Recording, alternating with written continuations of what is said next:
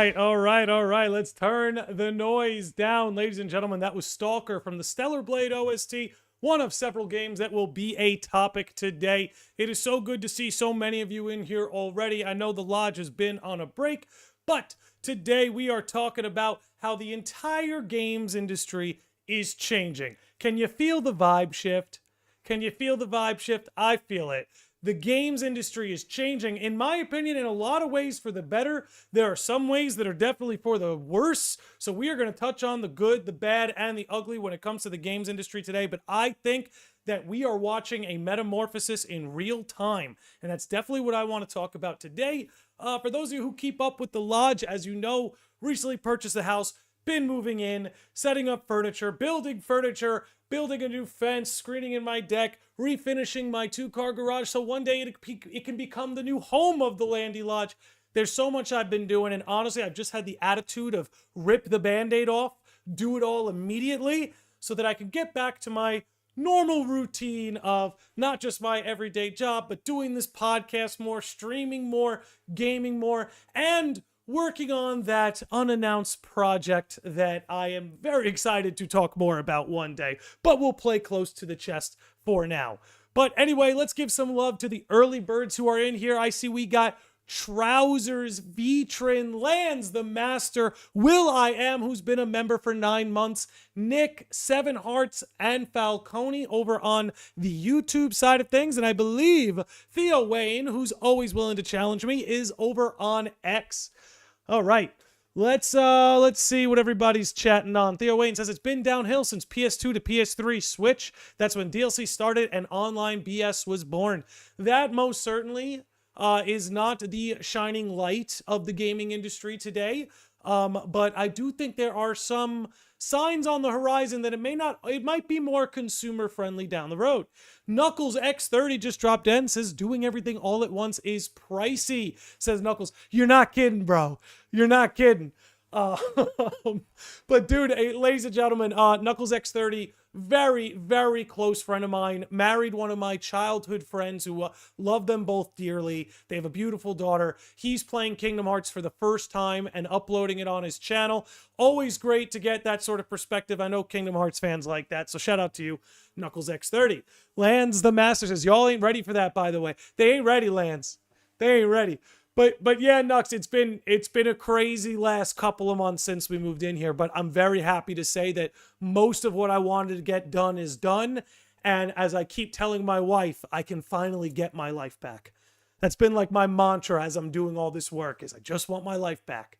And we're there, baby. We're there. And there's no shortage of things to talk about, which is what I'm excited about. We're going to do an Expedition 33 stream this weekend. Might even do 2. I'm hell-bent on live streaming the end of that game. In fact, let's pull it up right here. We'll get that on the overlay. Look, when I touch on this game today, I'm going to gush about it, just a heads up. I'm going to talk about overall what it means for the industry, among other things. Same thing with Stellar Blade, but there's also going to be a little bit of gushing.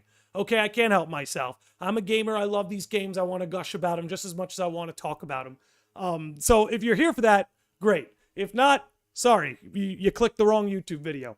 All right, Cynic says, the Cynic is here. Man, yo, shout out to the Cynic, man. Cynic's been around. He's one of those guys that's been around like a half decade at this point. My man says, I see Expedition 33 for those who come after. For those who come after.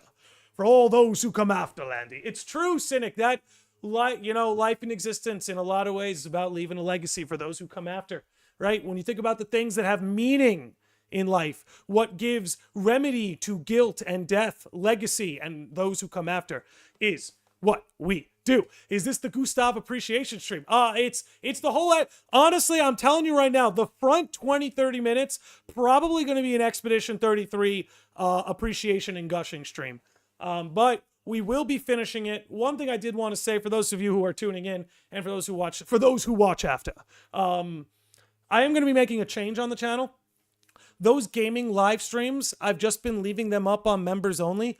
But I've noticed that those random gaming live streams that have no chronology to them are clogging up the recommended and algorithms of people who are members of the channel. So what I'm going to do from now on is those sort of random gaming streams will no longer be left up. But what I will do is leave those more significant ones worth watching, like we're going to stream the finale of Expedition 33. Lands, one of the best mods in the game, has recommended that I live stream the ending of Expedition 33. We're going to do that, and then those will be the sorts of videos that and streams that get left up for people to watch back, as opposed to like the random Kingdom Hearts 3 or Pokemon or Persona stream I did that, again, is not part of any chronology or first playthrough or anything like that. But anyway, let's take a little bit of a swig of some water and tea, get hydrated, get caffeinated, and then I'm going to talk all about Expedition 33. You know, whether or not it wins Game of the Year at some fake award show, this is the game of the generation. Let me be clear, I'm not saying this is the best game of this generation. Hit up Loro too. Loro is the best mod of the game. Loro is the only reason I didn't call you the best mod in the game, Lance. I'm just being forward, just being honest. Anyway, I'm not saying Expedition 33 is the best game of a generation, though I don't think that would be a crazy opinion to have. But I think it's going to be the game that defines a generation. It's going to be one of those, you know, I always referenced Persona 5 as this gold standard of JRPGs. I'm going to call Expedition 33 the gold standard of video game production.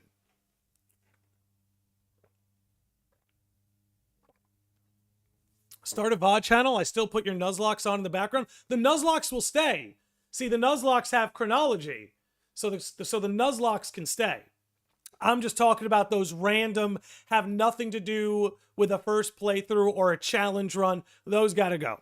Clogging up everybody's recommended. They got to go. David says, I was on Andy's stream. Shout out to Andy. When that one scene happened, not sure how far you are, and I was at my grandmother's birthday party, and I was trying not to cry and scream. I am in Act 3. We're getting close to the end. I think I probably have maybe 10 to 15 hours left, but well, you guys will let me know when I boot it up this weekend. But let's talk about Expedition 33. So, look, I could go on all day, and will, about what this game means to the industry at large.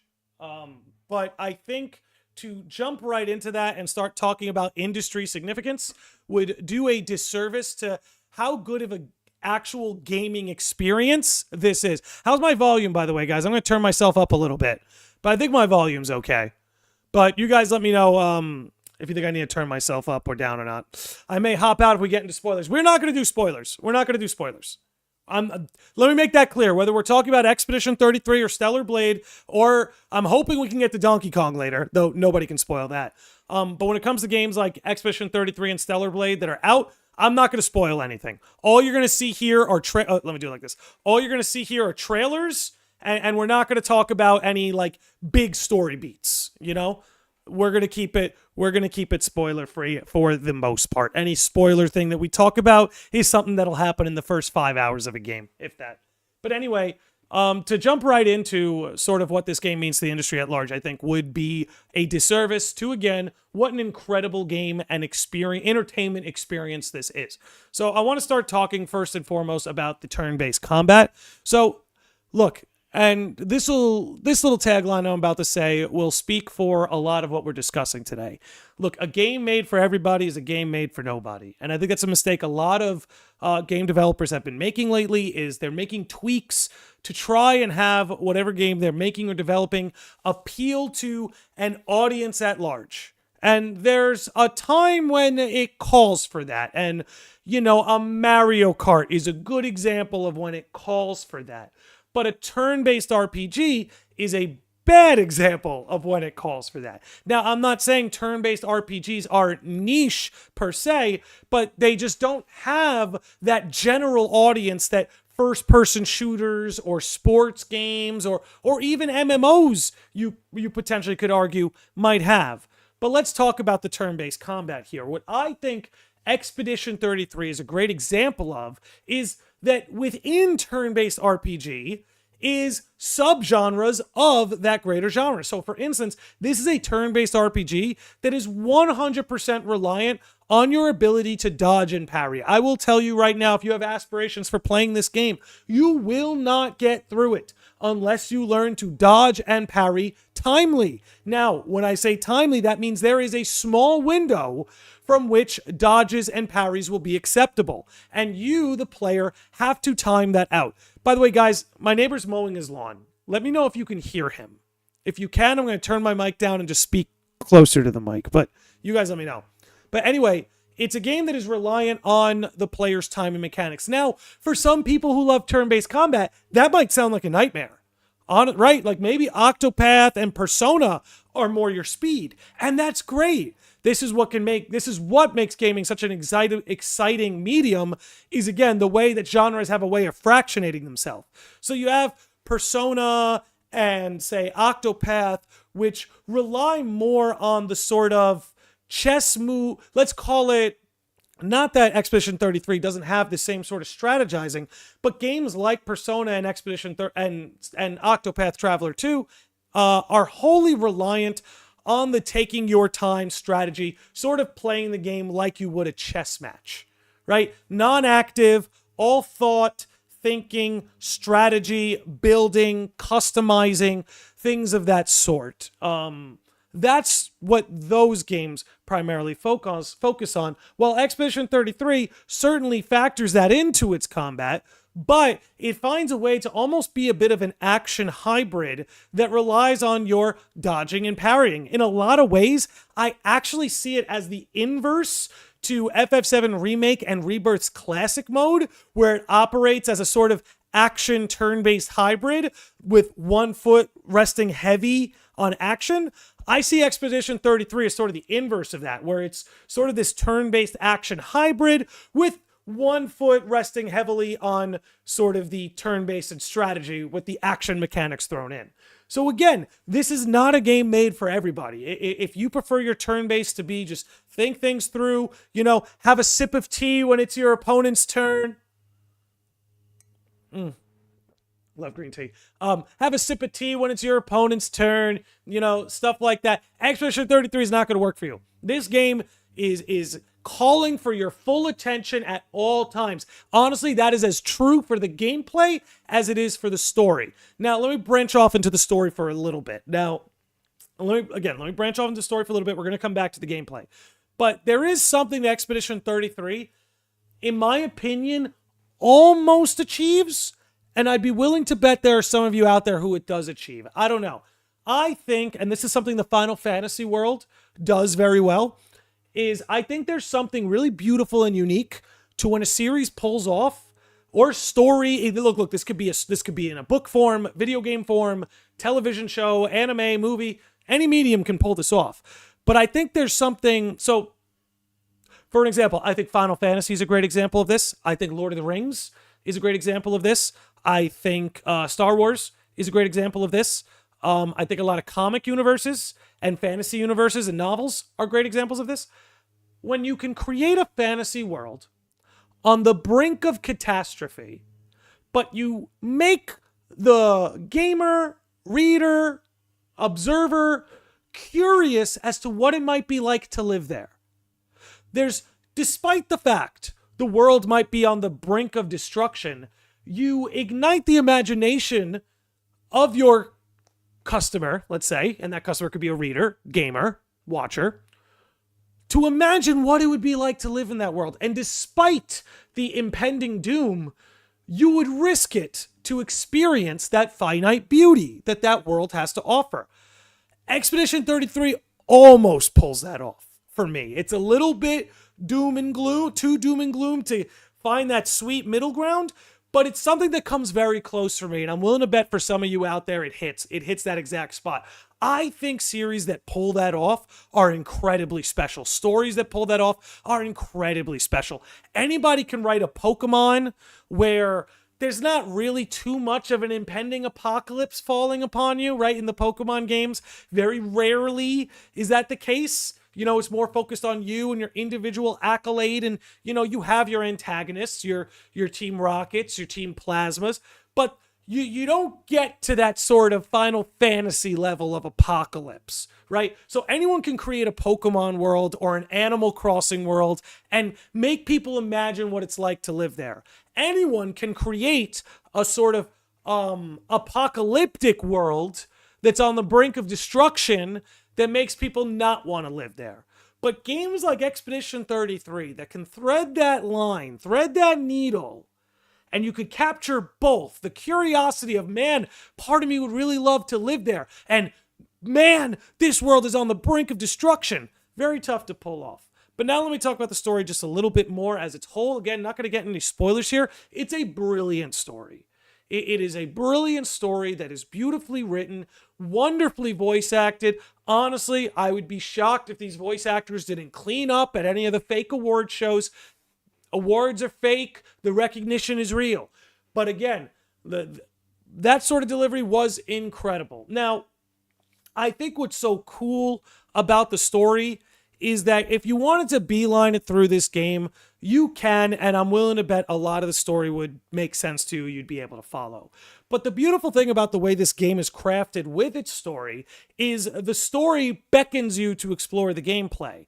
And what I mean by that is, for example, your Expedition 33. I'm not going to get too much into what that means for those who may not have played it yet, but just know that you're not the first expedition. And the expeditions that came before you, their journals are scattered throughout the world. So this creates, in my opinion, right, a way where the mandatory story can still be delivered to you, the gamer, but the greater story at large is there for those of you who have sparked an extra curiosity or who have taken a liking to exploring the world, which I also want to say, I think, and I spoke with a big friend of the chat, Mod Lands, about this, I actually think that Expedition 33 captured a lost art in its overworld map and world exploration. Now, again, I don't want to spoil too much, but for instance, let's take a swig for the hardworking men and women at Sandfall Interactive and Square Enix, for they will both be called into question.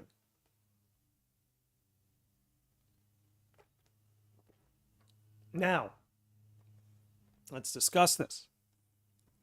FF7 Rebirth, I loved exploring that map. I loved exploring that world. I think more often than not, they had to bait me with an ADD level of map icons and submissions to get me to go to every single corner. But I will tell you, I didn't complain when I wandered into the Battle of Gilgamesh. Expedition 33 doesn't need all those bells and whistles. And I think where Rebirth did a good job of creating a map and world exploration that was reminiscent of the RPGs of old, of like FF7 of old, Expedition 33, I think, does a superior job of capturing that overworld exploration, both in presentation and in invitation, as in inviting the player to come and explore. So, look, I could sing the praises of the story. The gameplay is phenomenal, especially if you love a sort of a hybrid system. I could get into the OST. It's rolling on all cylinders. I'll do another episode where I can review this game, gush about it. I'm still haven't finished it. I'm still getting up towards the end. But I think I've gushed for a bit there. Let's move on to why this game, in my opinion, my estimation, my observation, is a turning point in the industry. Let's take a swig.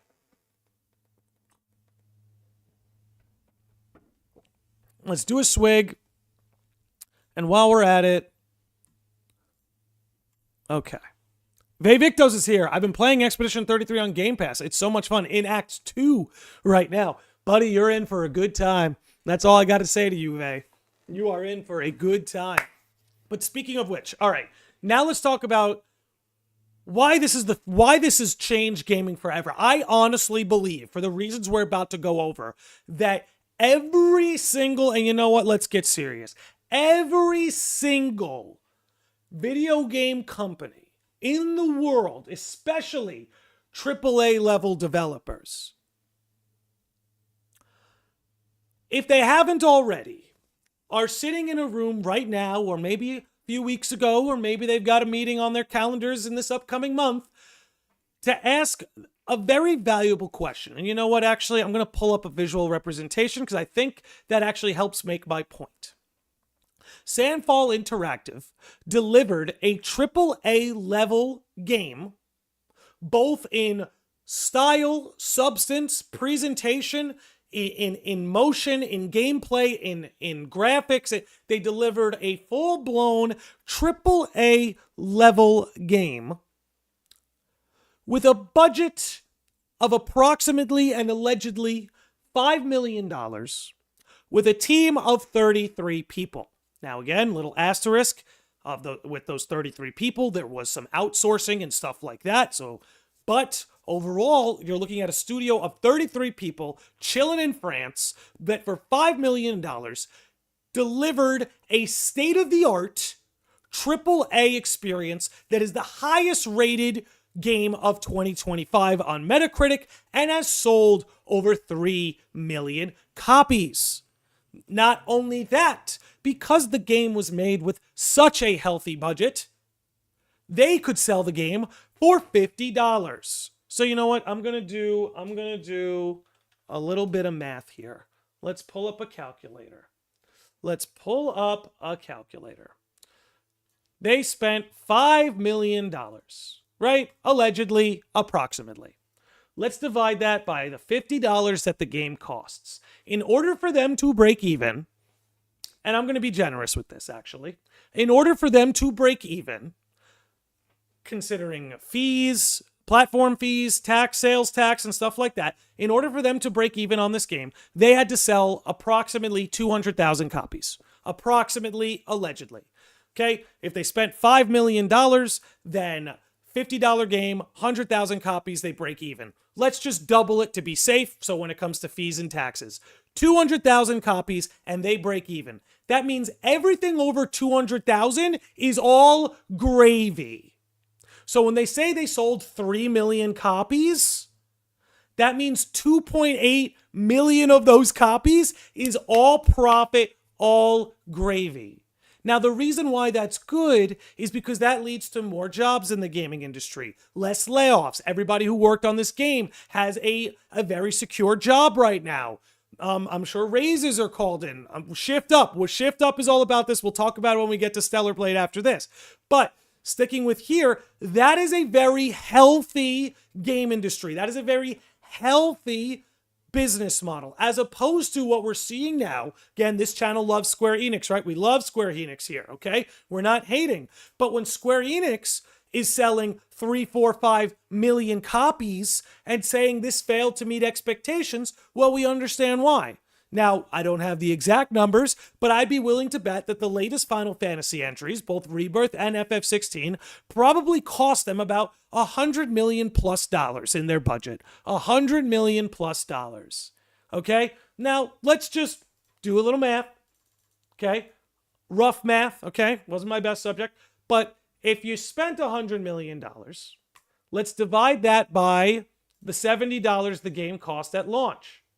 You've got to sell 1.5 million copies to break even, roughly speaking. That's before we even get into fees and taxes. You see the conundrum that's being run here? That's why Square Enix, even though they're creating, in my opinion, some of the greatest games they've made in the last 10, 15 years, they're financially struggling because they're spending so much money to make these games that when they sell only 3, 4, 5 million copies, there's not a lot of profit to go around. As opposed to a Sandfall Interactive spending $5 million to deliver a AAA, clearly Final Fantasy inspired type experience. Like, you could, if you didn't know any better, you would think this was a Final Fantasy game. Seriously. That said, you're gross math. I know nobody wants to do it, but if we don't do good math, we don't have a game industry. That's the truth. If we don't do good math, there's no games industry.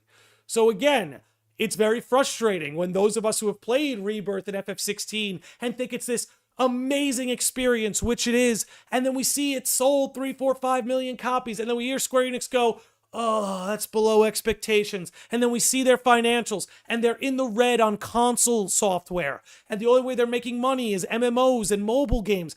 That's not healthy. It doesn't look good for those of us who enjoy Square Enix games. That's very worrying.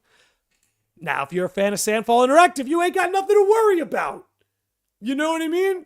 So I think what this game has done effectively, because it's not just Final Fantasy and Square Enix having this conversation, anyone who's delivering RPG type experiences is having this conversation. How could this team do it with a team of 33 people and $5 million deliver a Game of the Year candidate? Meanwhile, Bandai Namco, Capcom, Square Enix, Sega, you name it, Ubisoft, okay, you name it, Bungie, they've got thousands upon thousands of employees spending hundreds of millions of dollars, and it doesn't show.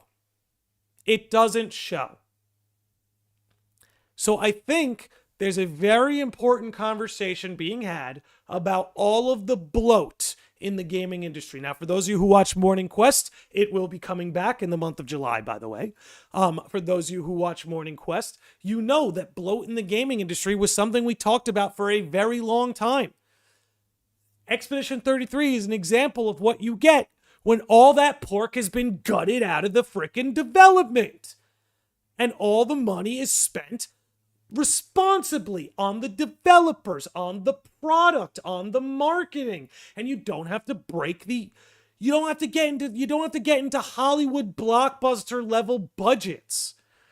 Cause man, that's not what gaming is. Gaming was not the path that led gaming to being the largest entertainment industry in the world was not forged by Hollywood level budgets and 15 hours of CGI cutscenes. No, it was forged by a bunch of nerds, geeks, and dorks that penny pinched and out of sheer passion and grit delivered what at times could even be buggy but heartfelt and beautiful experiences made for a fraction of the cost than Hollywood budgets. Ocarina of Time was made for like $17 million. That ain't chump change, especially in the 90s, but it is a fraction of what Disney was spending on animated movies. Yet it had, seemingly all these years later, you want to ask what's had a bigger cultural impact, Ocarina of Time or Aladdin? It's a very simple answer, guys. And one was done at a fraction of the other. And the gaming industry, we discussed this, was at risk of falling into the same trap that Hollywood did. Expedition 33 exists as a rebellion against that direction that the games industry was headed. And it brings us back to a time where things are more simple, the pork has been gutted, and it's delivered to you in a clear and concise way. No bloat. Or very little to no bloat. Okay, let me check my Expedition 33 notes. Want to make sure I got everything. Pretty much almost. So listen.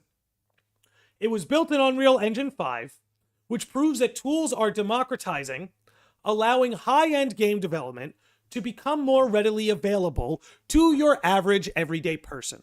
So for instance, guys, in Unreal Engine 5, there are so many pre-builds for lighting. Now, for example, gaming studios used to spend an arm and a leg building custom lighting for every scene. But the development tools of today have allowed for all that sort of lighting and ambiance and set building to be way easier, way more accessible. This is the direction the industry is moving in that, again, this high-end development is becoming more and more accessible to a lower bar of developer. Now, when I say lower bar, I do not mean less talented or less passionate. I just mean that the amount of knowledge and experience required to get started is less than it used to be, and it's never been easier to get started and to use these tools. And sure enough, guys, one day game development will become easy enough for the average bear to play more of a role, for the average person to get more involved. Or in the Sandfall interactive way, it's not that you need a lower barrier of entry. It's just that you need less people to do all of the work. For example, some of you may not know this. Some of you may have mixed feelings about it. Square Enix is using AI software for lip syncing. Final Fantasy 16 is an example of this. They use AI software to lip sync the voice lines. Now, you can say what you will about that, but nobody bought a game for its lip syncing animations. But what it's allowed for is for Square Enix, for one step where you used to have to hire a specific animator or a specific team of animators to match it to the voices. That's now becoming an automated process. Now, again, automation can be a funny thing, right? There are ways where automation, I think, empowers creatives, and there's ways where I think it's very reductive for creators. So again, people don't want, we could do a whole other podcast about this, but just as an example, people don't want AI to replace the character design. People don't want AI to design the characters and write the story and all of that. But I don't think anybody has a problem with AI tools making game development easier. The places where the human soul can primarily be inserted. And don't get me wrong, even the smallest, most remedial tasks, the human soul could be inserted into there. But the things that gamers and people who experience this, what matters the most to them, right? Like the designs, the atmospheres, the story, all that, you want that to, you can use AI to touch things up or to help yourself out, but you still want an artist who is in control of that, who is designing these things from their experiences, their heart, their art style, right? No AI was ever going to make Toriyama's art style, right? You need a Toriyama to make that art style. You need a Nomura to make his art style. No AI is ever going to be able to do that. But what it can do, again, is empower game developers so lip syncing is easier, or maybe an artist draws a house and AI can convert that house into a 3D object that they can put in the game. Things like that. Like, I think those are the sorts of things that are going to make game development no longer need teams of thousands upon thousands of people to get these sorts of things done. A swig for that. Let me know what you guys think about that, by the way, right? Like, my mind's not made up on much of this stuff. Like, I have what I believe, but it's not a hill I would die on. So if you're watching this live or you're watching this back, you have any opinions on that little segment, please fire away.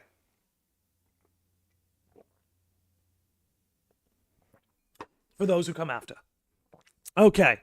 Let me check Twitter here. I think Theo's sounding off. Just look at the indie boom on Steam right now. AI tools are coming in clutch for small devs. Absolutely. And again, I don't think anyone's going to have a problem with AI tools being used so long as, again, that human element takes priority. You know what I mean?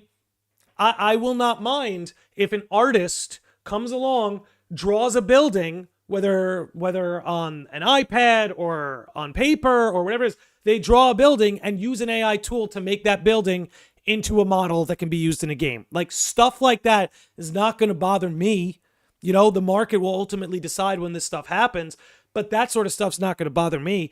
If I find that Square Enix is no longer letting Nomura design these characters and instead is letting an AI that's just pulling from all of Nomura's work to make new characters, that I don't want, that I don't support. But again, the lip syncing and transitioning and, touching up too. There's nothing wrong with AI touching things up, stuff like that. But again, so long as the human input and soul takes priority, I think that's ultimately where the game industry is headed. Because I think a lot of these studios know that you cannot replace altogether that human element and that human touch, and that people won't go for that. And that's, maybe I'll be wrong. AI should be there to help, not take over. 100% Vitrin. 100%. I think that's where a lot of people stand, and I think ultimately that's what you're going to see happen. It's what already has begun happening and will continue to happen as time goes on. Okay, we did a front 37 on Expedition 33. Let's switch things up. Let's talk a little bit about Stellar Blade, which was Project Eve at the start. You might notice, guys, on this backdrop that's running, you might see a game that looks very different than the final product. I've got like all the trailers rolling, so you'll see even what this game looked like back in 2019. Let's discuss Stellar Blade, right? So here's the thing. The reason why I bring up Stellar Blade is because it's like Stellar Blade walked so Expedition 33 could run. In the sense that where Expedition 33 was a team of 33 people that made this very quality AAA experience, Stellar Blade was a team of around 200 people. There's 300 people working at Shift Up, but they have Nikki Goddess of Victory and Stellar Blade, so the devs are split between those two. So let's just roughly speaking say Stellar Blade was made with about 200 devs. And again, they delivered a AAA action experience at a very healthy budget to the point that, okay, guys, it sold 2 million on PS5 and it sold 1 million on PC in like the first week or two. Let me explain to you kind of what I was talking about before.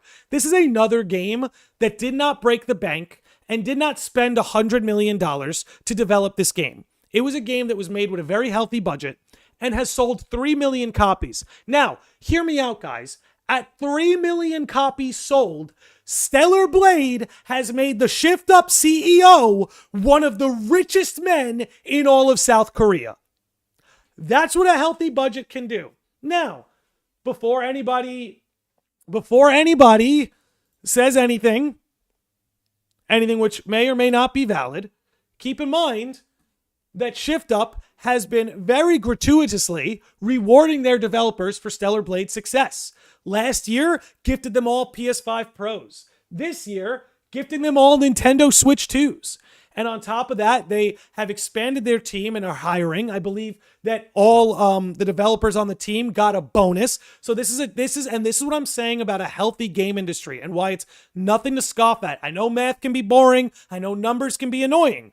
But the truth is, if we want better games, more consistent development, better development, quicker and more efficient development, these are the kind of things you need to cheer on. Yes, Stellar Blade was made with a very small team on a very small budget. It sold 2 million on console, 1 million on PC. The team is expanding. The team's getting bonuses. They're getting free consoles, state-of-the-art consoles. And they announced a sequel already. They were working on the next DLC and they're like, you know what? We got enough here to make a sequel, and they're making the sequel that they want to release in 2027. Guys, imagine, I know we got a lot of Square Enix fans here. Imagine that's how Kingdom Hearts was rolling right now. Imagine that's how Final Fantasy was rolling right now, where we heard all the devs are getting bonuses and free consoles, and the teams are expanding, and the game development's getting quicker and more efficient. That's what we need. That's what we need to be cheering on. And that's what Stellar Blade achieved in 2024 that Expedition 33 achieved in 2025. And I think I'm going to gush about Stellar Blade a little more, but I think Expedition 33 even outdid them with a smaller team and bigger success. And that's what I want to see. I want to see it keep growing. I think even the Shift Up CEO said that Expedition 33 is his game of the year. This is what you want to see, ladies and gentlemen, sickos and normies. This is what you want to see. This is how gaming can avoid the same downfall that befell Hollywood, which I'm the canary in the coal mine for that. Those of you who watch me, been yelling about that for years. And the reason why I'm so annoyingly positive about these two games is because I finally feel like something's been done about it. I finally feel like people like me who have been screaming that into the void, something came to answer it in both the shape of Stellar Blade and Expedition 33. So again, it's an example of a game selling 3 million copies. You shouldn't be hearing about how that's a financial strain on the company. A game should sell 3 million copies, and yes, your employees should get bonuses, and your CEO should be balling out at the South Korea Chamber of Commerce or some shit. That's what we want to see, man. Not layoffs, okay, and bloat, and departments expanding that have nothing to do with the development of the video games, but those departments are just leeches sucking the blood out of the freaking budget that's taking away from the games. And Reset. Let me check my Stellar Blade list, make sure I got everything down here.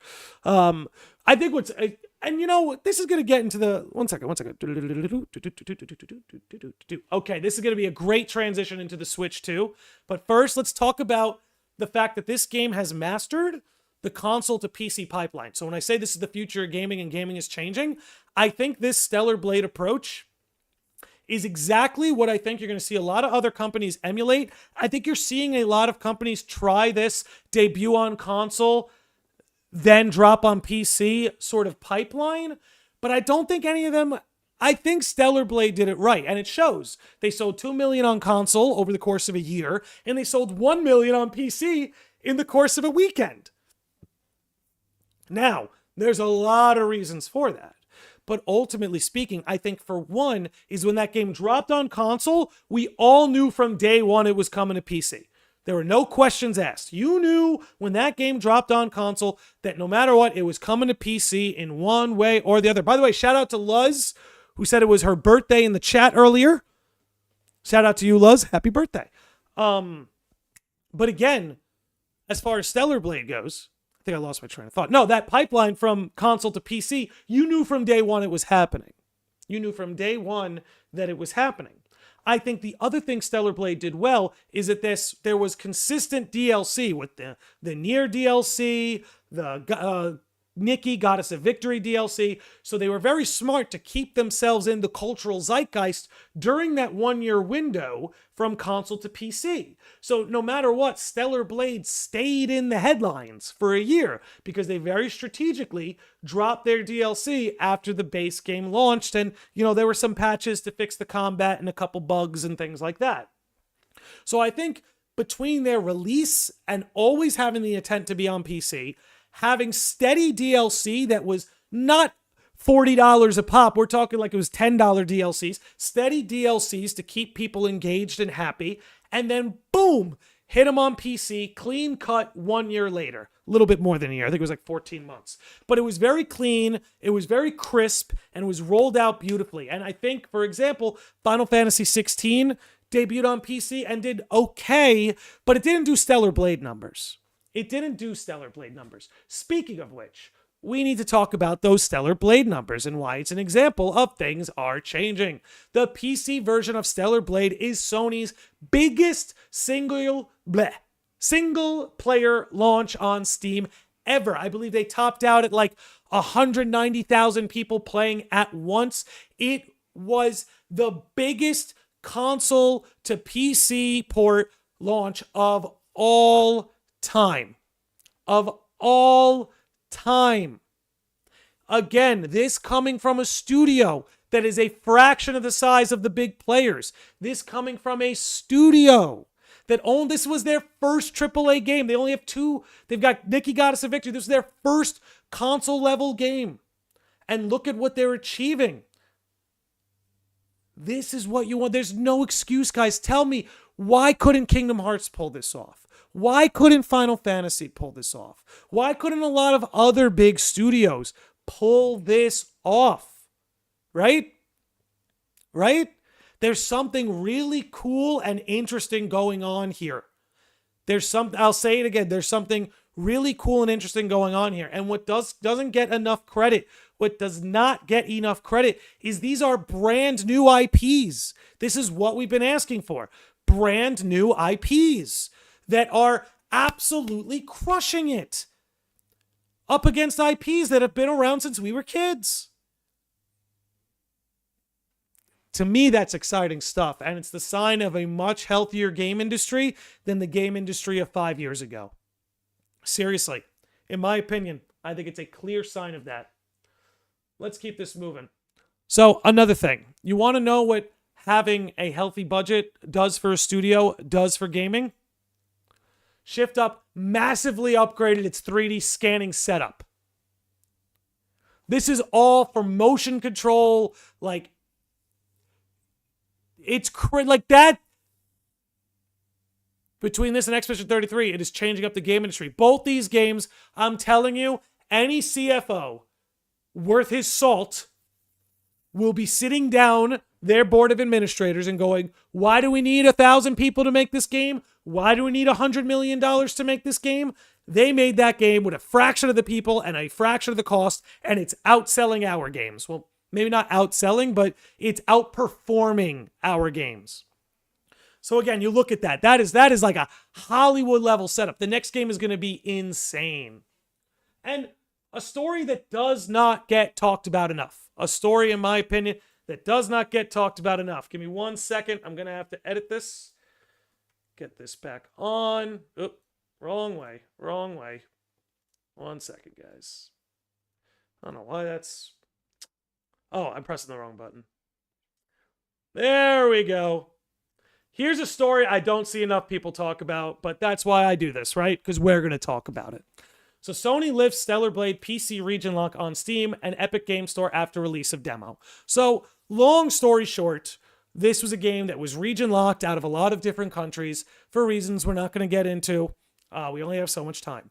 But ultimately, Shift Up was able to get that lifted, and Stellar Blade became available in areas that otherwise would be region locked. Now, the reason why I'm big on this story, and the reason why I'm shocked more people aren't talking about it, is because the ripple effects of Shift Up and Stellar Blade doing this has led to loads of other games being lifted off that same sort of restriction. Slowly but surely, Sony seems to be moving towards a more sensible policy on Steam. Again, these are 4 games that otherwise were locked that have boosted through. So it baffles me that this isn't talked about enough, that the ripple effect of Shift Up and Stellar Blade doing this is literally changing the outlook of console to PC ports with Steam and its availability worldwide. Again, so much of that was region locked. Stellar Blade and Shift Up are pretty much putting an end to that. Whoa! We got a super chat. Ladies and gentlemen, we've got a super chat from our boy Nick. Says Final Fantasy refuses to have an identity and has fractured its fan base. That's why they're not hitting the sales figures they once did. The next title alienates half the fan base from the previous. Can't build like that. Nick, that's a very interesting point of discussion. I'm going to take that on because that's a very interesting point of discussion.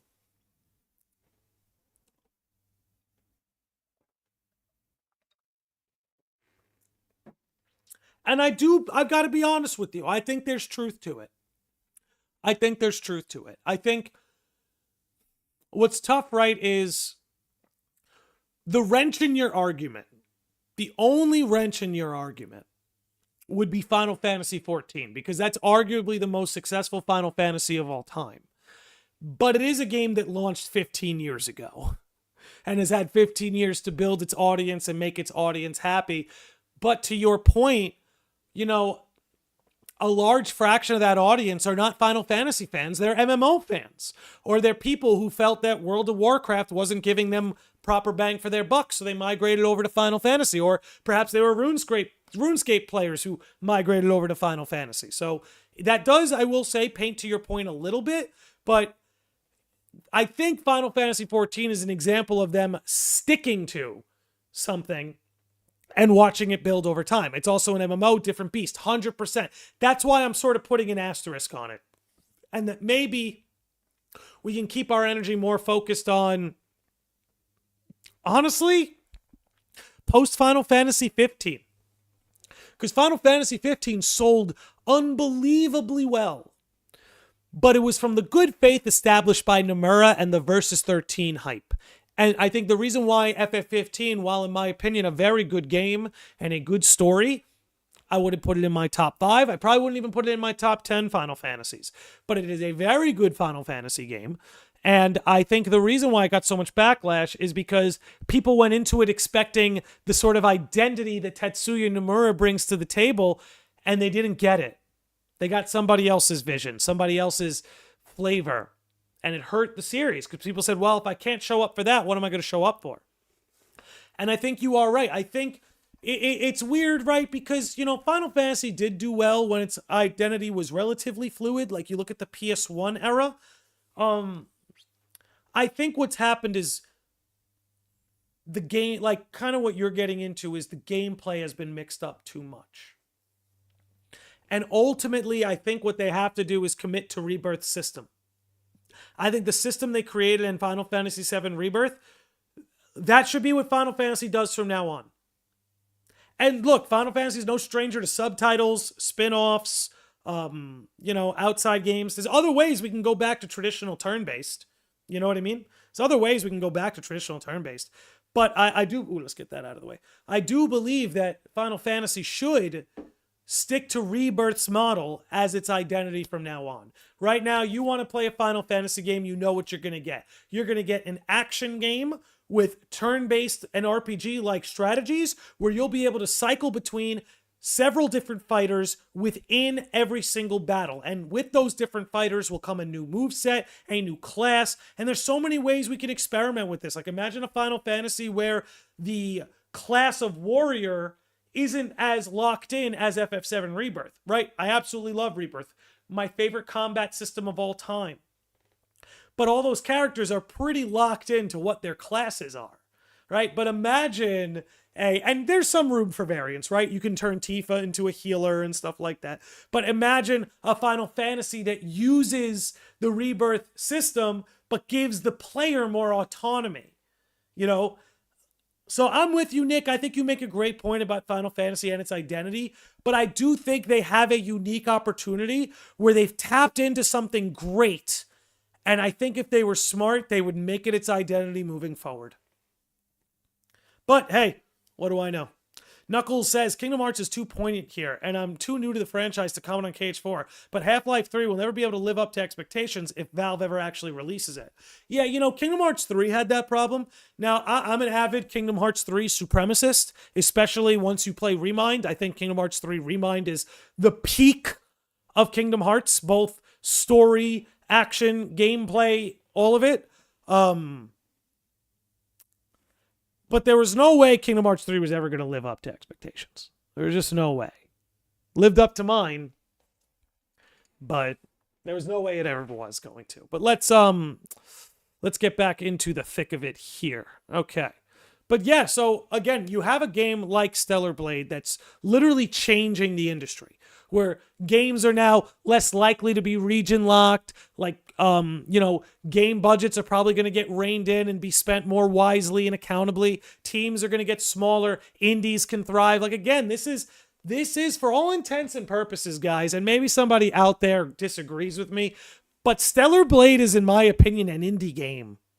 It's an indie game. It was not made by a big studio. It was not made by a big team, right? Now, they linked up with Sony for the publishing, but for all intents and purposes, for about half a decade while that game was being developed, nobody really cared about it. You know what I mean? It didn't carry the hype that a Kingdom Hearts 4 or an FF7 Part 3 is going to carry. For all intents and purposes, Stellar Blade was an indie game made by an indie studio that may not be so indie anymore. I don't want them to link up with Tencent or some of these giant IP farms, but they are independently owned and they are small, right? They're not on the freaking stock market like some of these other companies.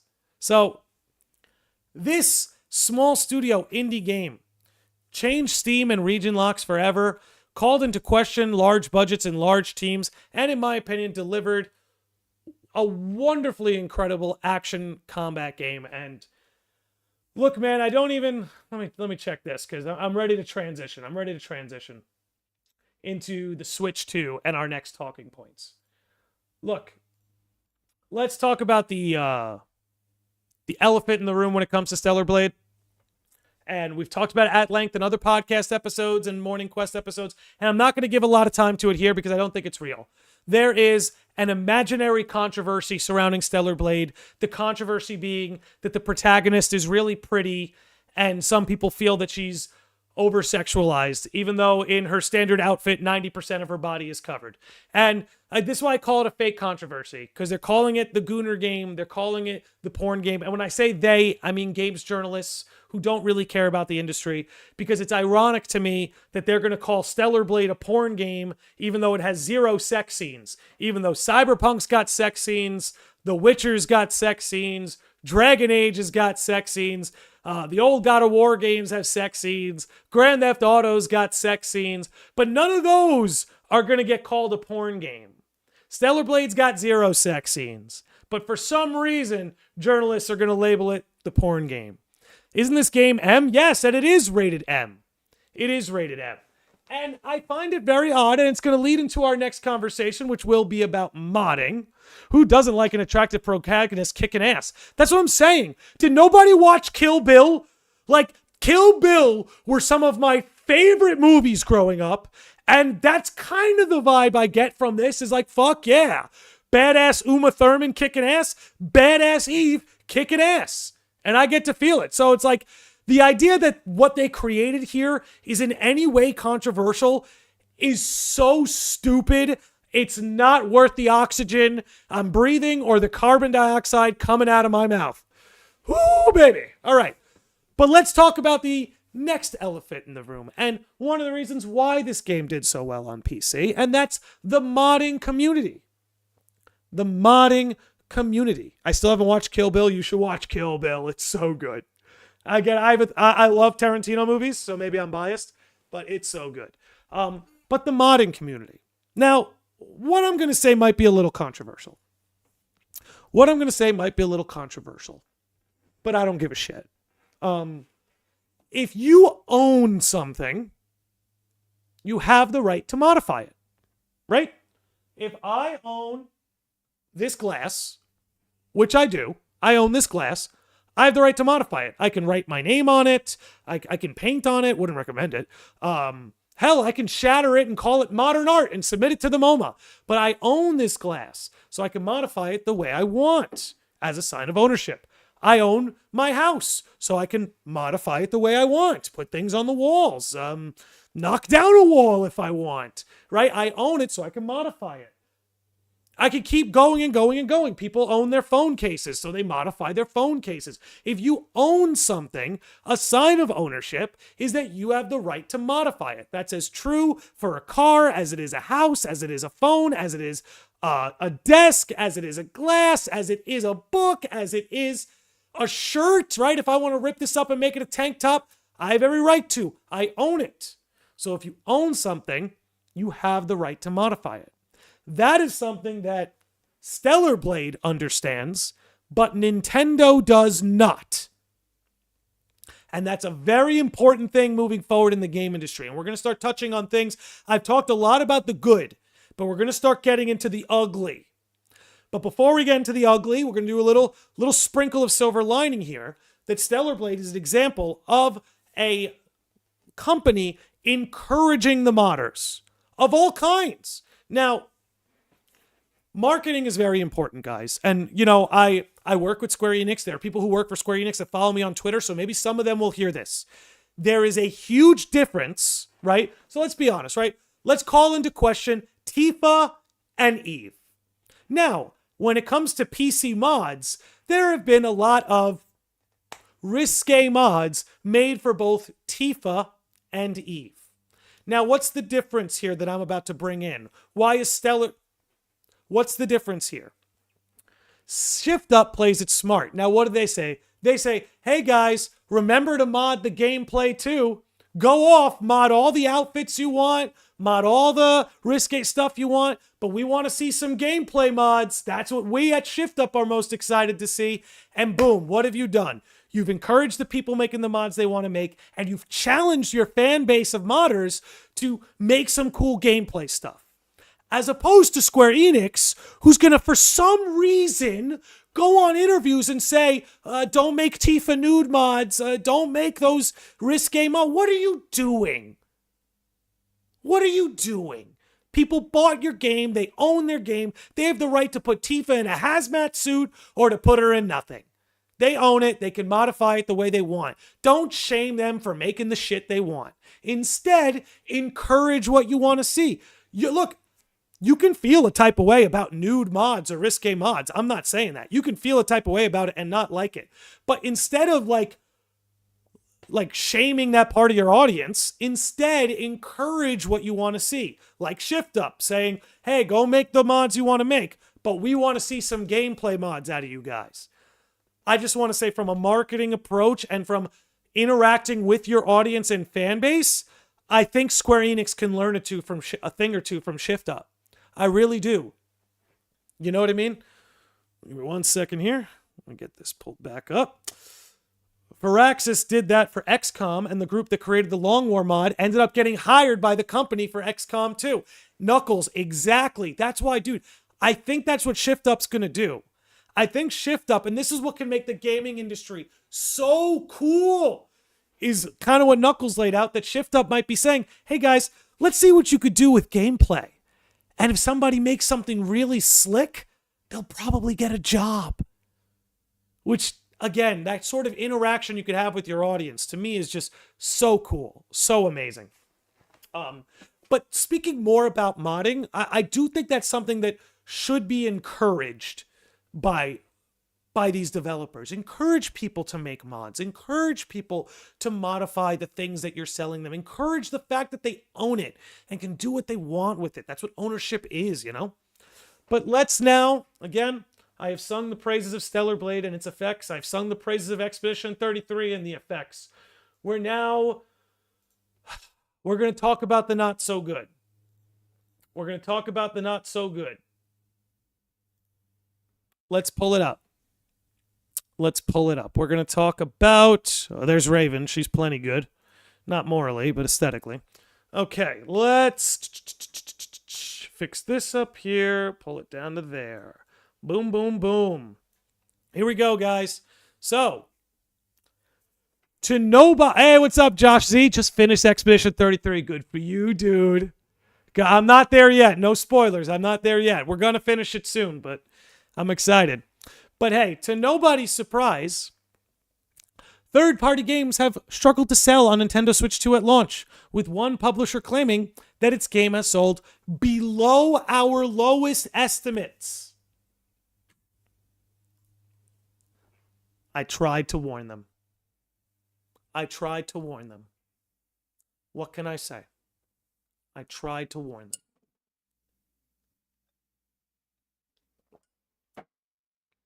Now look, third-party games, in theory, are outselling...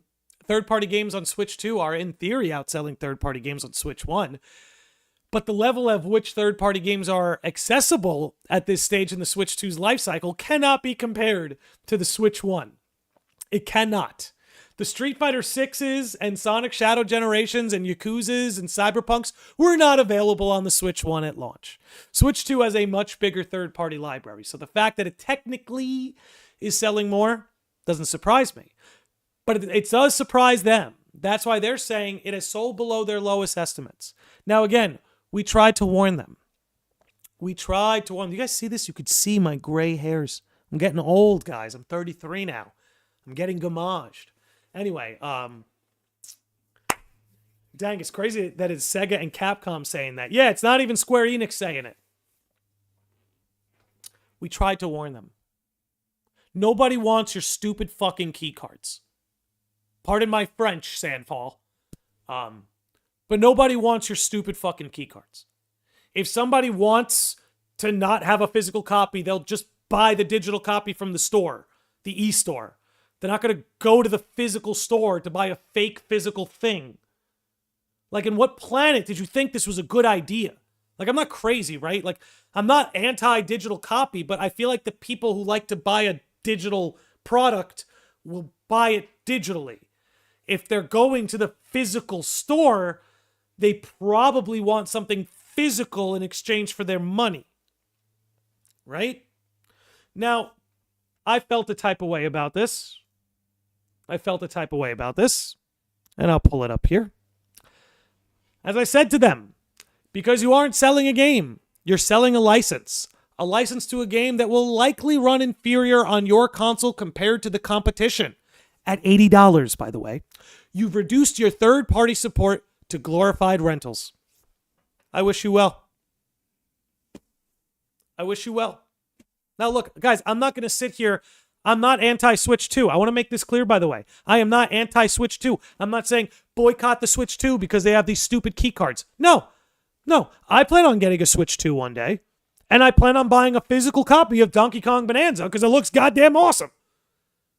So I'm not coming from this anti-Switch 2 consumer line. Like, no.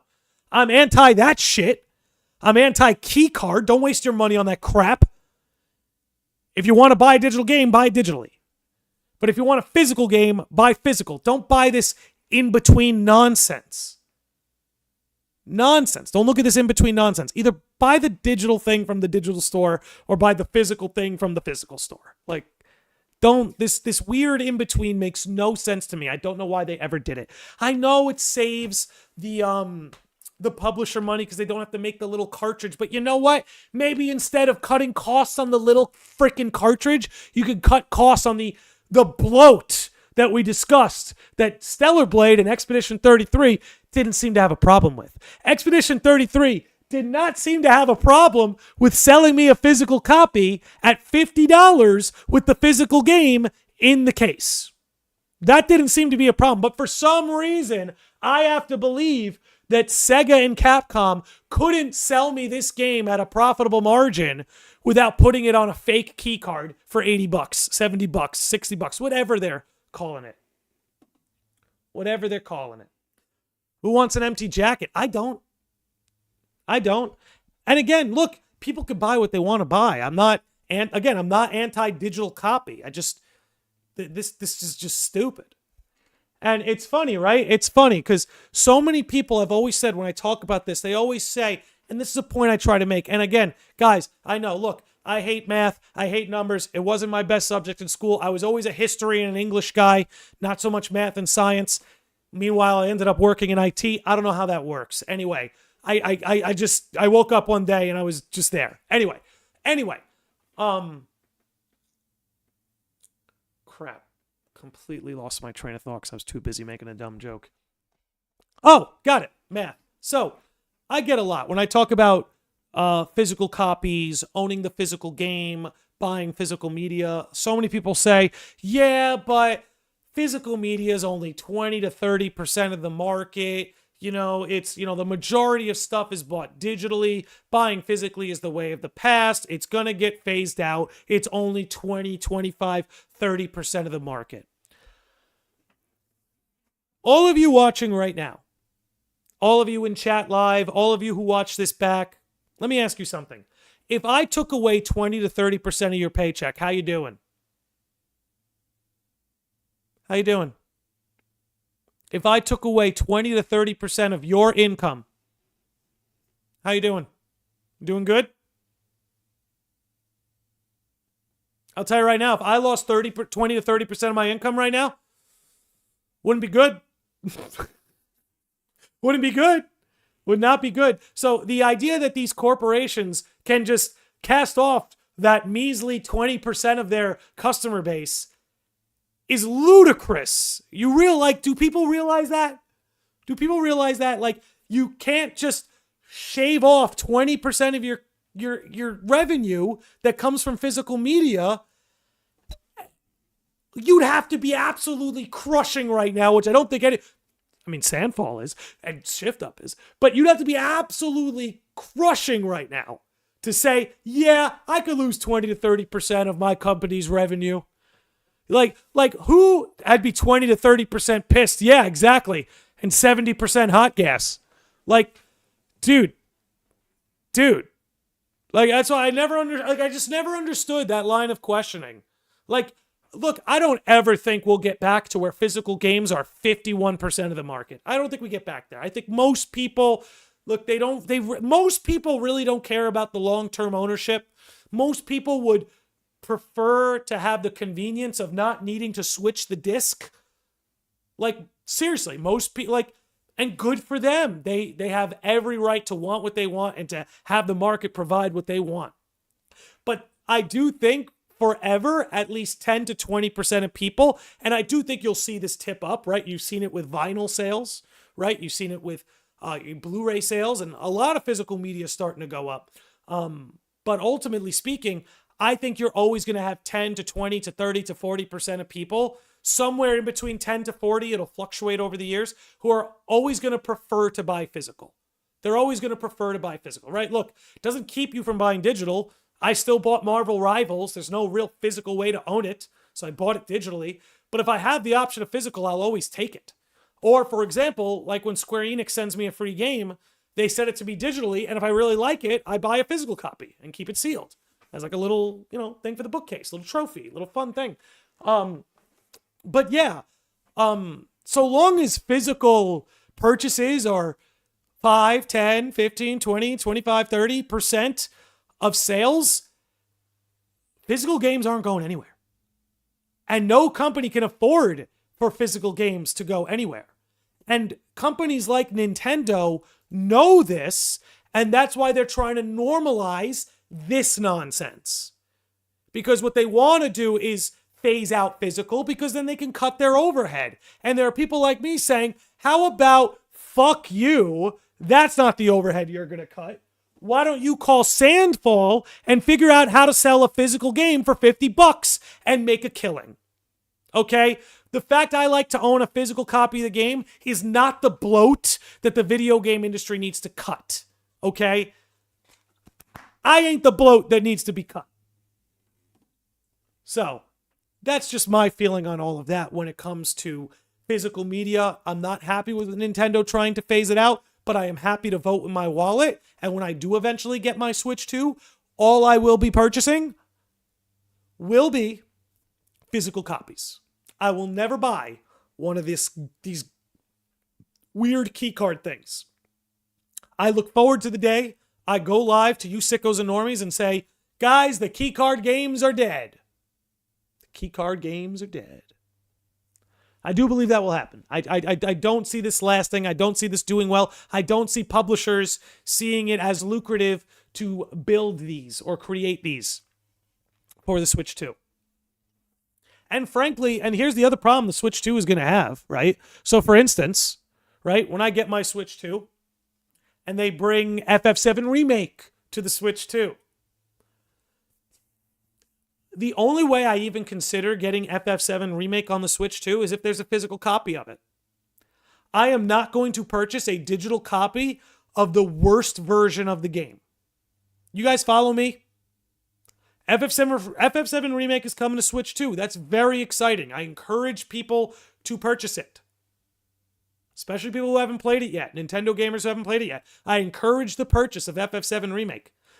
But if you're not going to give me a physical copy, Square, I'm not going to purchase the worst running version of that game. I own it on PC. I own it on PlayStation. I don't need it on the Switch. But I might like to have it on the Switch too if there's a physical copy that I can work with. Let's move on to the next thing. This next coming story is a bit of an old one, but it's one we were following on Morning Quest that I feel the need to cover now. And if I don't own the game with a physical copy, I'd rather buy it digital to share with my friends easier with Nintendo's new game share feature. Exactly. The key card thing made absolutely no sense. No sense. It's going to be like, it'll be remembered kind of like the Power Glove. A very niche thing. Okay. Now look, guys, I'm not trying to be a Nintendo hater. You guys know I love Nintendo. All right? I've got loads of Nintendo collectibles and stuff. Excuse me. But,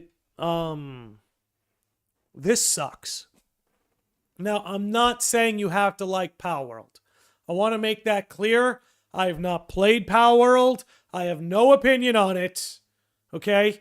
You don't have to like Palworld to understand what I'm about to say and to feel the way I feel about it.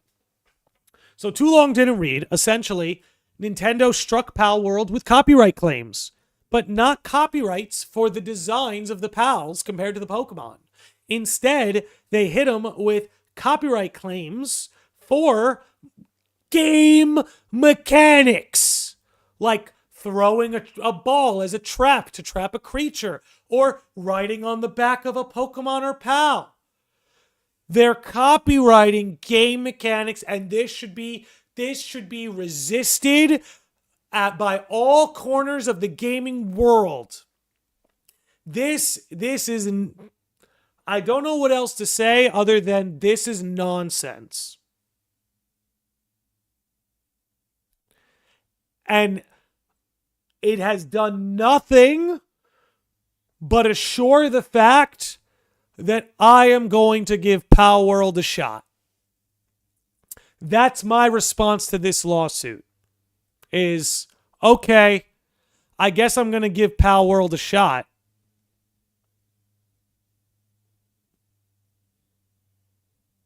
Because you know what? Again, you don't have to like Palworld, but at least from a game, and maybe their designs weren't innovative. I can grant you that. But the gameplay for the monster catching genre actually was very innovative. There was a lot of innovative gameplay mechanics and gameplay approaches added to Palworld that the monster counting genre doesn't have. Are you kidding me? Wow, that's like Atlas placing lawsuits on a game for having a calendar in it or a calendar system. Nick, you're 100% right. You're 100% right. That's like, God forbid, Nintendo like copyright having like a helper, like a Navi or a Midna. Like, I don't think you should be allowed to copyright game mechanics. Like, I care about intellectual property. I actually think intellectual property should be protected, perhaps even more than we protect it now. I really believe that. Intellectual property in terms of characters, worlds, stories, all that, properties, stuff like that. Gameplay mechanics should be free. You should be free when it comes to gameplay mechanics. Like, you make a game, oh wow, that mechanic was so cool, I want to put that in my game. That's a healthy industry. That's a lot of what this is about, right? The future is changing. This is one of the ways where it's changing for the worse. This needs to be resisted. Power World is so much fun. I would love to see your reaction to it. I mean, again, this guarantees I'm going to try it. Not anti-Nintendo, not anti-Pokemon. I'm not trying to go there. But this pretty much guarantees that I'm going to try it. Now, let me see. Let me check my little Nintendo checklist here. Make sure I got everything. So one thing we could say is that the Switch 2, by the way, had an incredible, successful launch. 3.5 million Switch 2 units in 4 days. Fastest selling Nintendo console ever. Now, again, I think a lot of that is built on the goodwill of the Nintendo Switch 1. And that Nintendo has, again, tapped into a very casual fan base. And I think it's a very good thing for them. Right? I think the Switch 2 ultimately has already achieved what the Wii U failed to do. I mean, because you have to think about it like this, guys. The Switch 2 is Nintendo's least innovative console ever. Ever. Now, that is an observation. I'm not saying it's a good or bad thing. But look at the NES. It put the arcade in your living room. The Super Nintendo. Like, mind-blowing graphics, 3D games like Star Fox for the first time. Games going 3D, mind-blowing. The N64 now having a 3D space in which you could freely navigate, mind-blowing. GameCube, probably their second least innovative, but the graphics upgrade was insane. Then you have the Wii, which was innovative with the Wiimote, the Wii U, innovative with the gamepad. Then the Switch, innovative as a console hybrid. The Switch 2 is their least innovative console ever. And it's also their fastest selling console ever, which tells me that I think the Nintendo fan base has been longing for some consistency and familiarity between consoles. So in my opinion, good for them. Good for them. The key cards are failing. We covered that. Let's see. We covered the Power World stuff. Okay.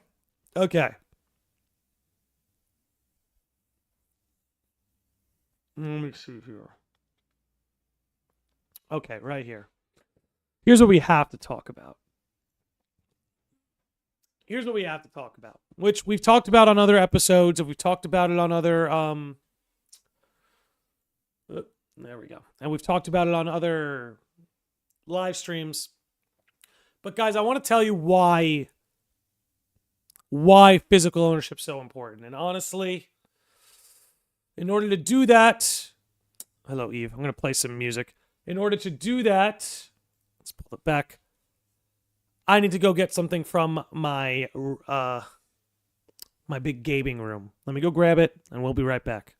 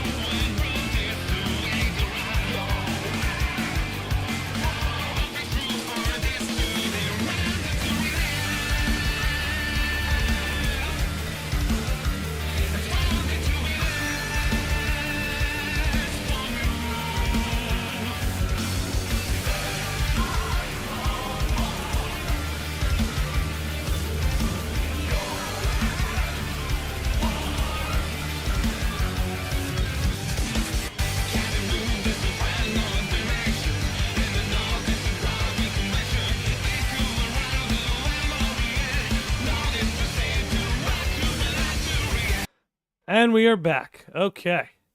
Now, to make my point, one of the last points I want to make on this podcast. Let me just make sure we got everything, right? Okay, perfect. Perfect. Let's make this this point that, look, I believe there's and let me pull this back up, okay? I believe there's actually a very nefarious reason that Nintendo is doing this. And maybe I'm wrong. Again, not trying to come off as like anti-Nintendo or anything. Plan to get the Switch too. I still love Zelda, okay? That's not what's going on here. But I do believe there's a very nefarious reason why Nintendo is doing this. Now, of course, we know there is a 4-syllable word that Nintendo hates more than anything. Emulation. Not piracy. We'll talk about that in a minute. Big Lufa! Guys, Big Lufa's been around since the beginning. Can we get some love for Big Lufa? What's up, Big Lufa? I believe there's a very nefarious reason why Nintendo wants to do these key cards. I believe there's a very nefarious reason behind it. Now, as we know, Nintendo despises emulation. I want to explain why that is. Exhibit A. Here's a game I absolutely love. Soul Calibur 3. See, got my two mains on the cover. We got Mitsurugi and Ivy. Okay, if you're a person of culture, Mitsurugi and Ivy, you love them. If you're not a person of culture, you don't. But anyway, I love this game. I've had this game pretty much since it launched. I mean, we got it like a month after launch. It's one of my favorite games of all time. Controversial within the Soul Calibur community, but one of my favorite games of all time. I think it has some of the best one-player modes a fighting game has ever had, and I think modern fighting games could learn a thing or two from Soul Calibur 3 and its one-player mode. Now, why do I bring this up?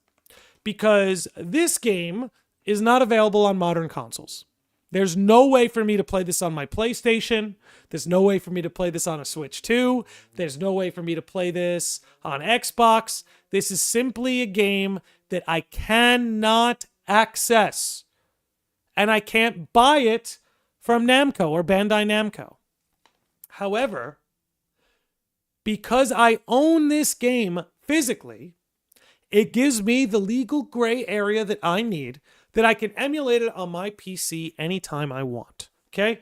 Because I own the software, I can, by whatever means I deem it necessary, rip the software off this disc.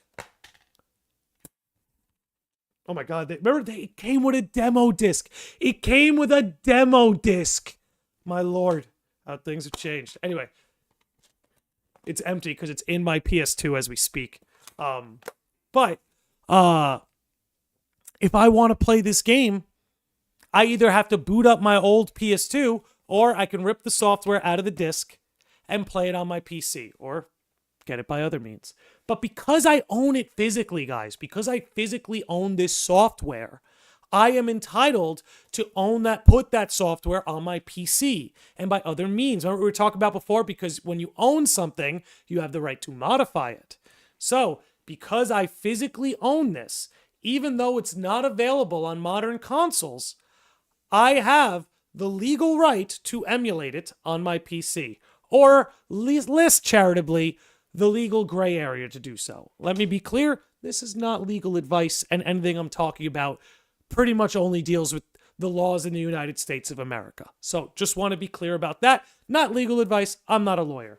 But I know enough to know that owning a physical copy of the game allows you to preserve it by whatever means you deem necessary. And if that means you put the software on your personal PC and that's where you want to play it, you have the right to do that. Now, we know how much Nintendo hates emulation, and what they hate about it is there are schmucks like me that don't sell their games, still have all their Nintendo games, and any Nintendo game that I want to play that is not readily available on their console, I have the right to play it on my PC as we speak. But if Nintendo can instead, as we discussed, sell you a license as opposed to the actual software, well, guess what?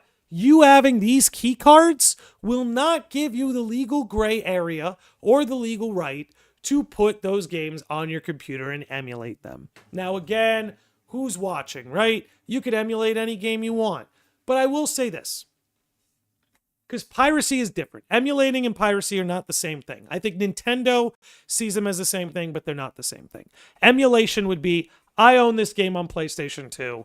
I want to play it on my PC. I'm going to emulate it on my PC. I own the software. I can do that.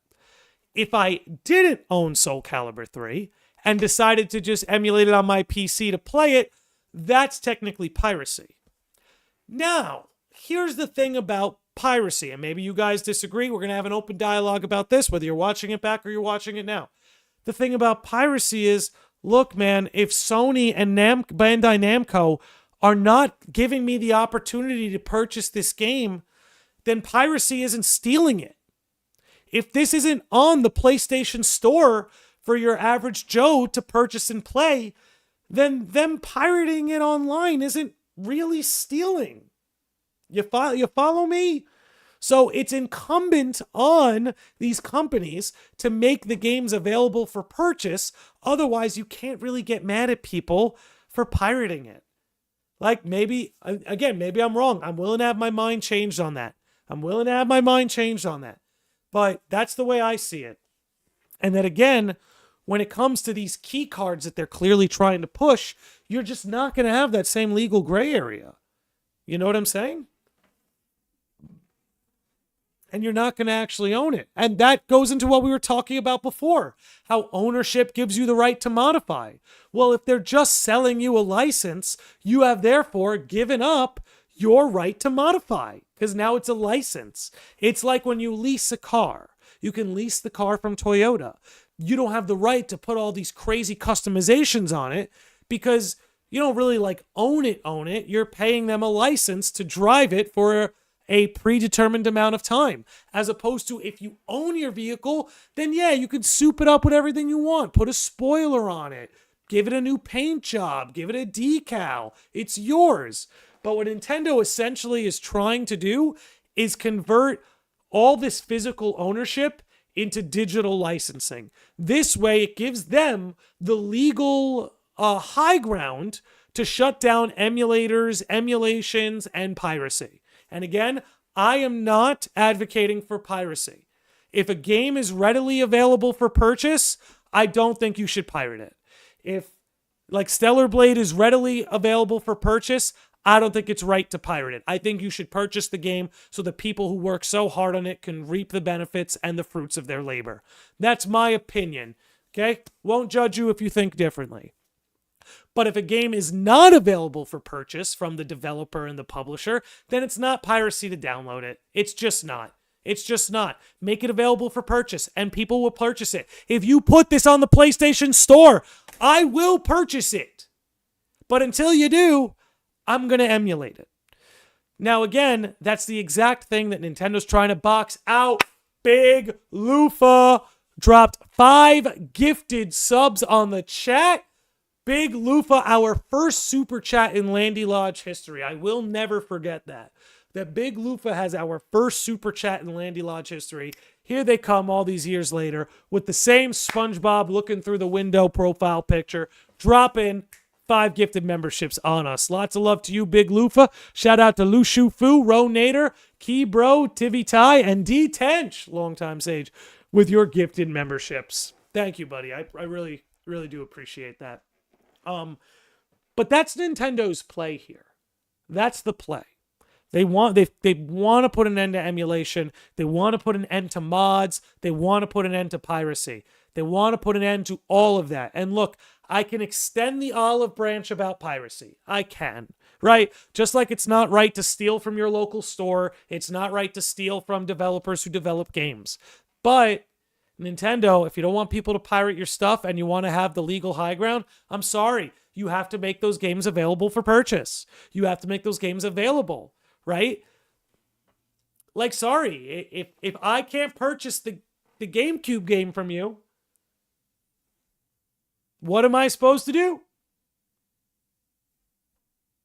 I want to play it. You could tell me to go buy it on eBay, but Nintendo doesn't see any of that secondhand purchase anyway. So, keep up the good work, man. We'll always be a supporter. Thank you, Big Lufa. Thank you, man. Look, It brings me a lot of joy to see familiar names after all these years of doing this podcast and this YouTube channel and this show. Seeing the same names stick around, you can't put a price on that. So thank you, Big Lufa. And, those of you like Vitrin and Trousers who are in the chat right now that have been around forever, really appreciate the hell out of you guys. But yeah, again, I can extend the olive branch that piracy is not a good thing. But if you don't make the game available for purchase, I can't blame the pirates.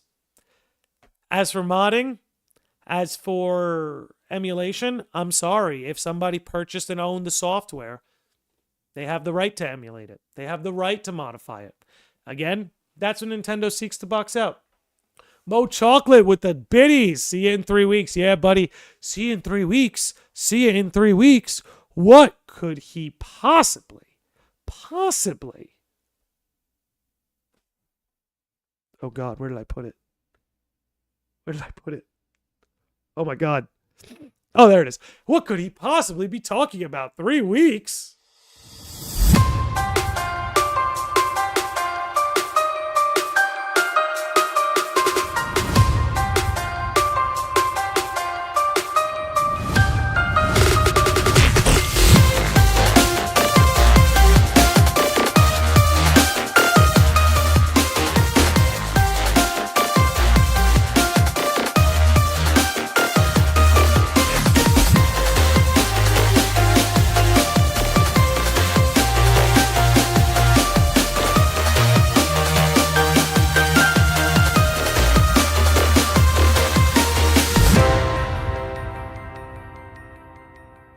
And that's right, ladies and gentlemen. Reconnect is right around the corner. If you don't mind, if you could take a minute, head on over to gahguides.com/reconnect. Voting is open, and you can vote me for best news and podcast. So if you got a minute today, head on over to that link I dropped in the chat. Vote for your boy. Skaz is here too. What's up, Skaz? Vote for your boy for best news and podcast. You guys know nobody has more fun than us. Okay? And this is a podcast where the chat is always our number one guest. But again, yeah, let me go over my notes. I know we're an hour and a half in here. I think I've covered everything I wanted to cover. But I guess to close it out, not close it out, but to bring us towards the end, for lack of a better term.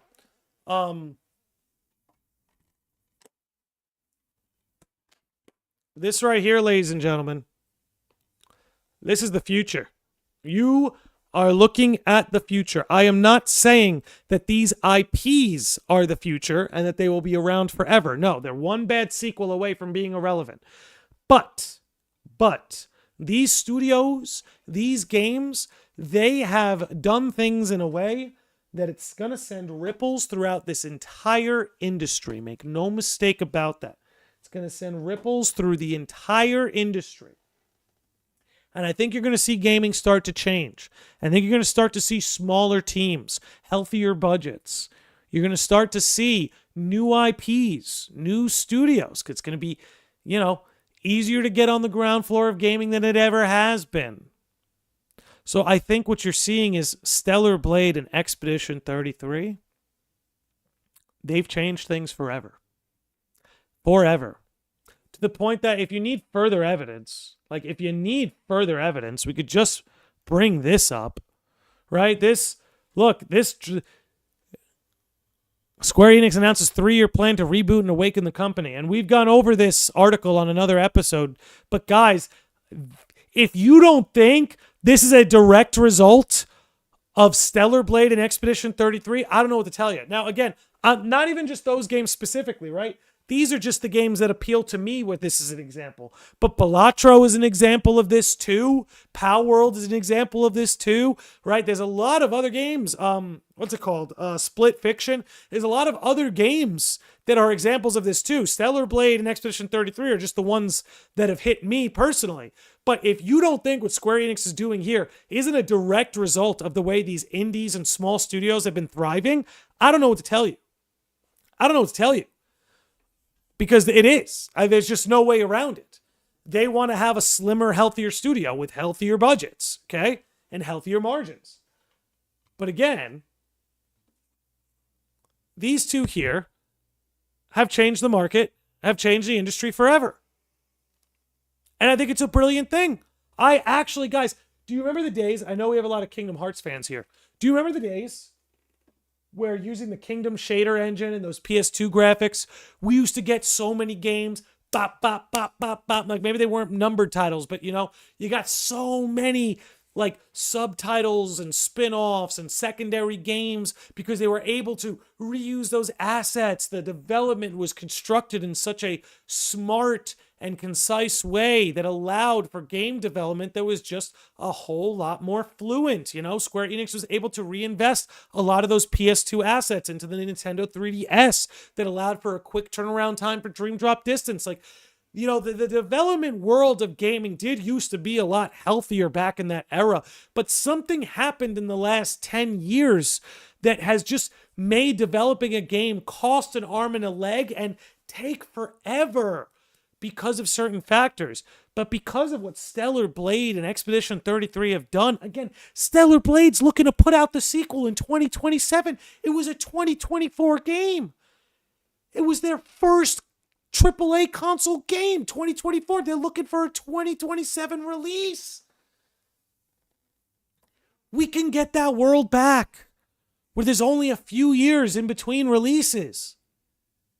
We can get that world back. That PS2 era world where you could pump out games where like numbered titles, right? Think about it. On the PS1, you got 3 mainline Final Fantasy titles. 3. The PS5 has 1. I'm not going to count Rebirth. Spiritually, it is a numbered title. Spiritually, it is. But it's a remake. It is a remake. But again, like PS1, you got 3 Final Fantasy numbered titles. PS2, you got 2 Kingdom Hearts numbered titles. You got 10, 11, 12, 3 Final Fantasy numbered titles, right? Not too quick between games, please.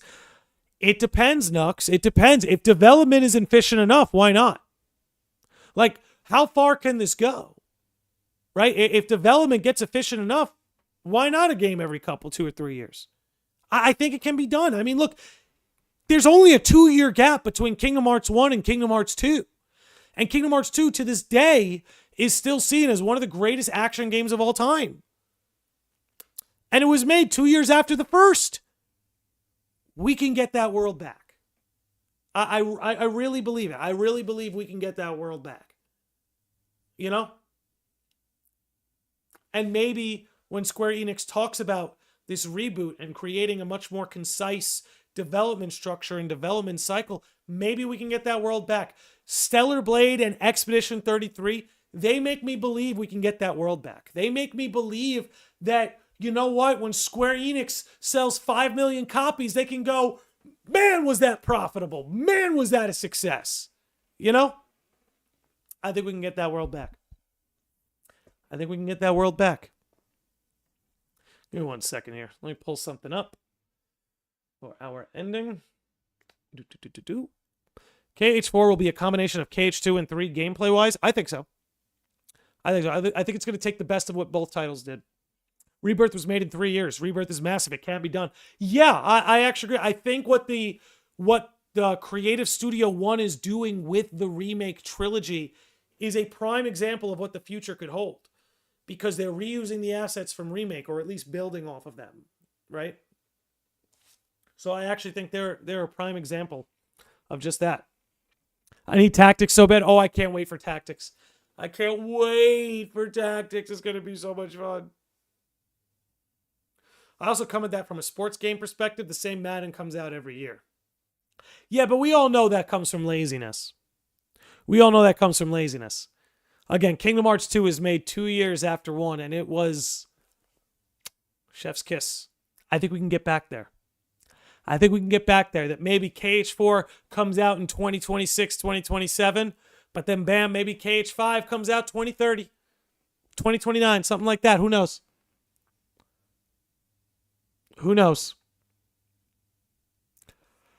All right.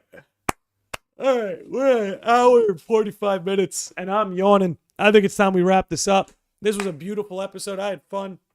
I had a blast. I want to give a very special shout out to Nick, who dropped a $20 super chat on us. That ain't chump change. I want to give a shout out to Big Lufa, who gifted 5 memberships today. That ain't chump change. And I want to give another shout out to Will I Am, who's been a member for 9 months. And of course, Lance the Master for holding it down as a mod.